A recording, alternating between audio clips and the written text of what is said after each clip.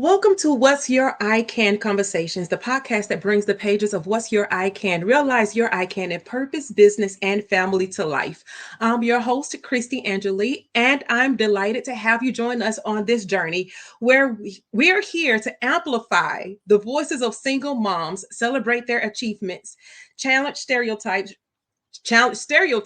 raise awareness, and more. But that's not all. In addition to our regular episodes, we're making room for single moms in ministry with our elite single moms in ministry conversations, where we hear from single mothers as they share their inspiring journeys. Through these conversations, we aim to foster a deeper connection with God, a vital element as we collectively reimagine our future together. So let's dive in and explore the wisdom and stories that will inspire, educate, and uplift. Welcome to a world where I Can is the guiding light. I'm thrilled to introduce you to our guest, the anointed evangelist, Jillian Williams, as the founder and director of Williams Ministries, an author and the CEO of Revival Trucking and Transportations LLC. She brings a unique perspective to our discussions. Her life, deeply rooted in faith and purpose, is a testament to the transformative power of embracing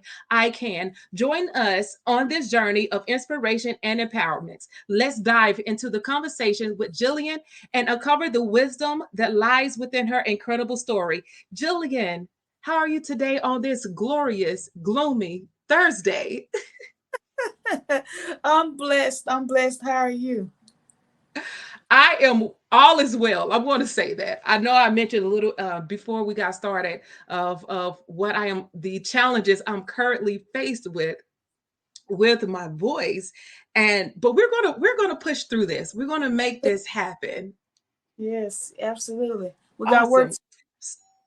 We have a lot of work to do, and a little voice pain is not going to stop us from making that work happen. So last Tuesday, actually, we had a chance to um, just to share and learn from each other and learn where you are, learn about a little bit about who I am. But I really enjoyed your story and enjoyed your sharing of your transitioning into the world of ministry. Could you give us a little bit about Jillian and how she got started in the world of gospel, being a preacher, being an evangelist, being even in the trucking, just revival trucking, revival like that itself, right? Yeah. So we want to hear all of it. So I was kind of, God really pushed me into ministry. God really kind of pushed me into purpose, and it happened in a matter of like a few years to where I just took off. And so it's nothing but the hand of God, because I come from have an extremely turbulent background, to where I faced multiple challenges, had to overcome a lot of difficulties. In my childhood, I grew up in a Baptist church, in a traditional Baptist church in South Dallas, Texas. Anybody from South Dallas, Texas? That is it's a hood, very much so. And so that was rough in itself. And although my family was engulfed into church, I didn't necessarily see nobody have like a full-blown relationship with God, to where it's like we would go to church, and we were singing in the choir, and we were ushering, and they trained me how to be mistress of ceremonies very early on. But at the same time, I cannot genuinely say I saw my family living a life that represented Christ at all. So, of course, my grandmother and my grandfather, they both passed away with the titles of emeritus deacon and deaconess. So it was like, I seen what they did in the church. My grandmother, she wore the white, the little white dress and the white shoes and that little hat thing. The little hat thing. Yeah, the nurse outfit. And my grandfather, he led devotion every Sunday. I would have to go up Mm-hmm. there with him sometimes. So I seen all of this stuff, and I would, see them reading the Bible occasionally at home, and the pastors and stuff would come over, but the life did not exhibit that of Christ, like none of us, like. and to be honest, it's a bloodline curse. It's a huge bloodline curse. Of course, I didn't recognize any of this then, but now I do. So I went off to college, and like I didn't come from a background full of love. It was like I wasn't very nurtured that much. I wasn't like, nobody was telling me how smart I am, how beautiful I am, and how gifted I am. This, you know what I'm saying? Like I wasn't showered with a bunch of love and kisses and hugs. That just was not the case. So I went out to college, met my son's dad, and he was pretty much my first boyfriend. And he showed me something different. It was him and I, Mhm. and his family was different than mine. Like his family was, they had careers, had been out to college, and it was like a breath of fresh air, to where it was like, because when I went off to school, nobody helped me do anything. I couldn't call home and say, listen, I'm out of dining dollars in my dorm room cafeteria, like I need some food. No, I had to figure that stuff out. I had to figure it out. Right. And if I didn't make it happen, I wouldn't eat. You hear me? So, but Yeah. his family, yeah, but if in his family, it wasn't nothing but a phone call away. And when we would go down there and Mhm. visit, we would come back with money. Like they'll be, how y'all doing in Austin? You need this, you need this. And like I was like, woo.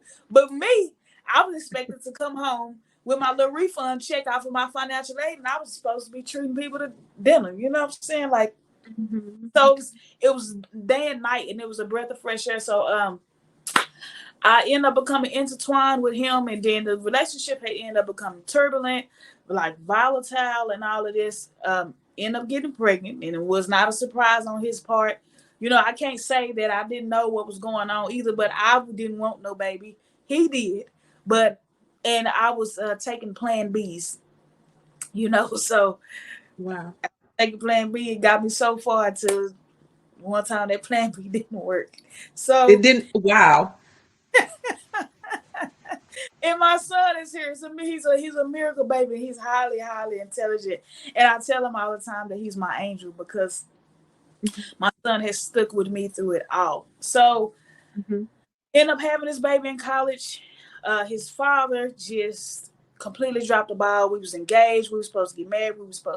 We had a plan how we would both finish school and how we would just go on with our life being this happy couple that had this baby and all of this.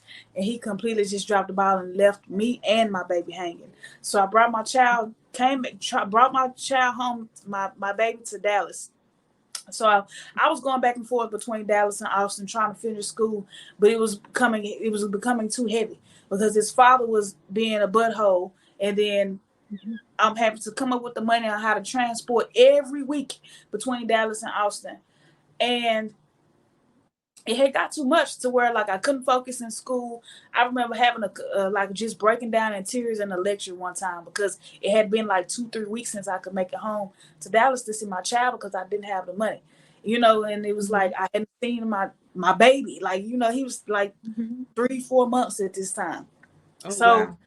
yeah, it was a lot going on, and things were still just terrible between him and I ended up was felt about to flunk out of school, and somebody was telling me like, listen, you don't have to do this. Like you can go to the counselor's office and tell them that you're about to have a mental breakdown. They was like, just feed them all of this stuff so they'll let you stay in school because you got all this. So I'm thinking like, oh, I don't hit a lick. I'm like, Mhm. I'm finna beef it up, but I didn't even have to do that. I went in there and just laid out everything I was going through for real. And the lady looked at me, the counseling lady, she looked at me, she said, I don't know how you still making it. She said, you so young and you going through all of this stuff. She was like, I know women my own age that would have a mental breakdown through all this stuff. She said, listen, you're gonna have to put school, put the boy to the side, not my son, his dad. Put him to the side, and you're gonna have to worry about you and your child right now. She said, you need to don't worry about school, don't do this, do this. She was like, you need to go home, be with your child, and regroup. And she was Mhm. absolutely correct. And it made a light bulb go off in my head that I am going through a lot of stuff. Like all of this, I don't have to deal with him. I don't have to continue to, I gotta go worry about my son. If he don't wanna, I gotta step up to the plate. And so I came back home. So I ended up dropping out of school anyway. But ended up coming back home, got a job as a teacher's assistant. So I was doing pretty well for myself. But the thing is that the trauma, the effects, the trauma was there. So I ended up picking up a prescription pill habit. So, and I don't think I should say the name of it, but it's a prescription pill drug that make people, you know, if you have anxiety, that's what it is. This is that. It's an Yeah. drug. Okay. So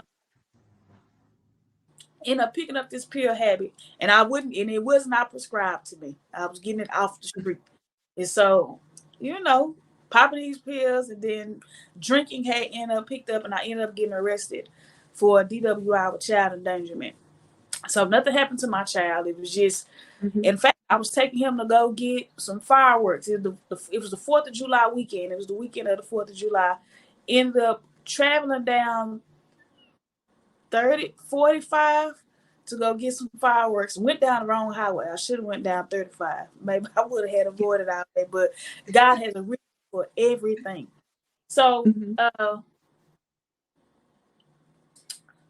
end up coming up the highway, and I was speeding, but it wasn't like nothing outrageous. It was just like a regular traffic stop, and it just so happened that the officer was able to see in my eye, like, you look like you lifted, like you drunk. And I was like, oh, I'm drunk. I ain't drunk. You know what I'm saying? And I wasn't drunk. I was high on them pills. Yeah. So I ended up getting arrested for this. My child was in the car, and so I had a drink in a styrofoam cup, but I was barely drinking it. Like, I was not drunk at all. I was high on these pills. I had popped like 2 of these pills, and it's so crazy because once I was released and I was going through the tape with the lawyer about what happened, because I didn't feel like that anything was wrong with me. I didn't feel like I was dead blown. And when I watched the recording when I watched the police camera with my lawyer, and I was slurred out of my mind. And the police in the car, because the police was convinced that I was drunk. And so he got in the car and he asked my son, my baby, he was about 3 at this time. He'll be 13 in the next week or so. So my son was about 3 at this time. And so what made it worse is that my son, he was able to unbuckle himself up out that car seat. So they was making it seem, so they made it seem as though that I didn't buckle him in, and then, it's just a lot. And so the police officer asked my child, "What's in your mommy's cup?" And my baby said, "Beer." So it was terrible. So it was a terrible stuff that I would never do. Stuff that I would never do now. Just. But it happened, and so I went to jail. DWI with child endangerment. And so they began a cycle. So I ended up, I went to jail 6 months, landed in a faith-based dorm. And I was so angry at God. I was so angry. But I ended up in this faith-based dorm. And so, like, I just started reading the Bible a lot. I started doing all of this, and like, I gave my life over to Christ. And I'm going to tell you this, like, maybe a year before I had ended up getting arrested, I had heard in my voice. I was still in Austin. I was sitting in traffic on 35. I heard in my ear a voice said, "One day you will speak for me." And I knew it was God. And this was before I had all this spiritual revelation that I have now. This was before I had the relationship with God that I have now. But I heard that voice in my ear, 2013. I heard it and I knew it was God. But I took it and I kept on doing what I was doing. Right? So so fast forward in the faith-based dorm, gave my life over to Christ. And so, but I got out, and probably not too long after, I ended up going wayward again. So I went through another cycle of all of this, turmoil and doing all this drinking and drugging and all of this type of stuff. And it got to the point where I was growing at the same time. So it was like I was maturing and my eyes were being opened. God was with me. So it has nothing to do with age, because I know a lot of old women that still go in and out of the jail, but God was with me. And so I ended up violating the probation for something simple that had nothing to do with that. It had to do with a traffic violation. They just wanted to violate me. So I ended up having a probation violation. Let me speed this up. End up getting arrested again some years later, having to deal with the probation violation, set for 7 months. And that time that stuck. I ended up becoming like the inmate chaplain in the jail. Like people was coming to me. Yeah, people was coming to me for prayer. People was asking me about the Bible. All I did was study the Bible. All I did was go to church all day long, all in and out, in and out, in and out. That's all I did. I started having a whole lot of visions in there, all kind of stuff. It was like God met me in that place, like drastically, and changed my hope. My ministry began while I was in there. So when I got out that time, I took off running for Christ. Now I still had a little turbulence, but it wasn't nowhere near as that. I stepped into it. And then it took off from there. And so got to the point to where I got into church and got built up in Christ, got built up in ministry. And I started testifying because I never would tell anybody about my testimony. I would never tell nobody that I was in jail and I was homeless, because I faced homelessness as a part of being incarcerated, because I would get out and didn't necessarily have anywhere to go, wouldn't have any money. So I've slept outside before. I've slept in the car before. I've slept in the shelter before. I've dealt with a lot of stuff.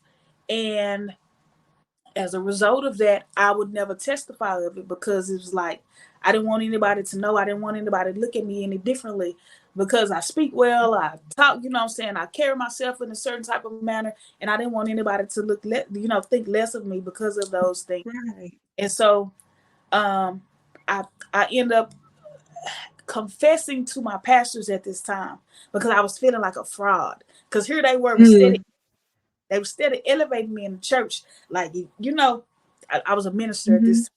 Jillian, she do this and do this, all this type of stuff. And I felt like a fraud. And I'm gonna tell you this: I had a particular hardship, and there was a pastor at the time, or a pastor that I was under at the time was a lady pastor, and she owned a daycare, and she was like, "Come work for me." I was like, "I can't come work for the daycare." Right? And she was like, "Why, you don't like kids?" I'm like, "I love kids, and kids love me." Like, you see that, like, all of the kids will flock to me. But I couldn't tell her. I got charges. The state of Texas is not going to allow me to work for no daycare. But I couldn't say that because they didn't know. And so I pondered on it, and then, God told me, he said, "This is your chance to come clean." Yeah. And I asked for a meeting. I asked for a meeting between her and the senior apostle, the senior pastor. So I had this meeting, and I told her, I said, the reason why, because she was low-key offended that I said, "No, I can't work for you," because she thought it was something with, her, And so I told her, like, the reason why I told you I can't work for you is because I wouldn't be able to meet the qualifications to work as a daycare worker in the state of Texas. And so I went on and told them everything that happened. And then they was like, "You got a real story. Like, you need to start telling people." And I was like, "Listen, it's not that easy for me. I felt like that I should have never had to go through that type of stuff. Like, I was at the University of Texas at Austin, like the number one school in Texas, and all of this stuff happened to me. And I ended up becoming like ashamed, everything. And so I was like, I'm getting past that now. God has delivered me. God has transformed me. I just want to stick with this new. And they was like, "You got to tell people how you got to this, because that's the testament of Jesus." And so it took me like probably about another year before I started testifying openly. And now that's just what I do. Now I understand this is actually what I'm called to do. So that's what happened. And that's how I got into ministry, by being obedient, by going through all of this stuff and allowing Jesus to change my life, and now being able to witness that God did.